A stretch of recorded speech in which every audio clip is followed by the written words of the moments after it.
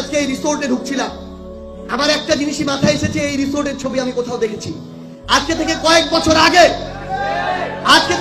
বছর আগে খুনি হাসিনা, তার দোসর এবং প্রশাসনের কতিপয় সদস্য ঐক্যবদ্ধভাবে আমাদের এই বাংলাদেশের একজন আলেমকে এখানে এসে অপদস্থ করেছেন।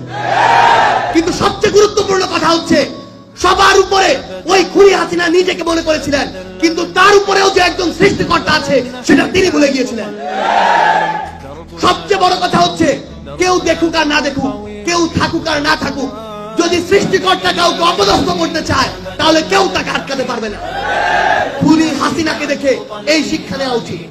একটা মানুষ মুখে চুন কালি মেখে দেশ ছাড়া হলেও যে অবস্থা হয়, তার চেয়ে জঘন্য অবস্থা তার হয়েছে।